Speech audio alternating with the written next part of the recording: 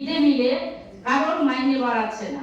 সেই দেখা যাচ্ছে আপনার ১,৫০০ টাকা, সেই ১,৫০০ টাকাই দিচ্ছে, তাদের কোনো ছুটি দিচ্ছে না, তাদের কোনো খাবার কোনো ব্যবস্থা নেই। আরো শুনলে অবাক হয়ে যাবেন যে বাচ্চাদের পুষ্টিকর খাবার দেওয়া হয়, সেই বাচ্চাদেরকে 1 থেকে 5 অবধি তাদেরকে ১০০ গ্রাম চাল আর ৫ টাকা ৪৫ পয়সা করে দেওয়া হয়। আর যারা 6 থেকে 8 অবধি আছে তাদেরকে ১৫০ গ্রাম চাল ৮ টাকা ১৭ পয়সা করে দেওয়া হয়।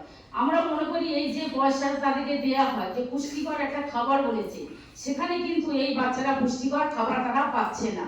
এবং যে মহিলারা কাজ করছে তাদেরও পুষ্টিকর হচ্ছে না, তারাও তো রক্ত অল্পতায় ভুগছে, তারাও তো খাদ্য পাচ্ছে না। তো সেই কারণে আমরা দীর্ঘদিন লড়াই করতে করতে আজকে আমরা এই 23 সাল থেকে আমরা শুরু করেছি 6টা সংগঠন একসঙ্গে এই মিড ডে মিলের রন্ধন কর্মীরা আমরা ঐক্যবদ্ধ হয়েছি এবং আমরা একটা এই সম্মেলন করেছিলাম। সেখানে আমাদের মিড ডে মিলের যে 7টা দাবি আছে সেই দাবিগুলো আমরা বলেছিলাম। আমরা 29 তারিখে নভেম্বর মাসে কনভেনশন করেছি, সেখানেও আমাদের বিভিন্ন সংগঠনের লোকেরা এসেছিল, করেছি।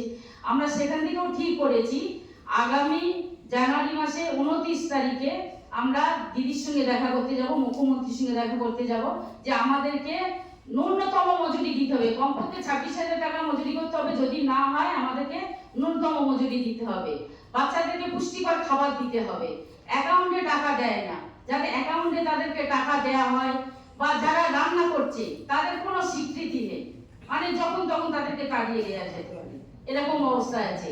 আরো কি করছে না, যারা আমাদের সরকার সবসময় চাইছে যে এনজিও আছে, সেই এনজিওদের হাতে দিয়ে দেওয়ার কথা, কিন্তু আমরা মনে করি যে বাচ্চাদেরকে এই দুপুরবেলা তাদেরকে গরম ভাতটা দেওয়া উচিত কোনো এনজিওদের হাতে নয়।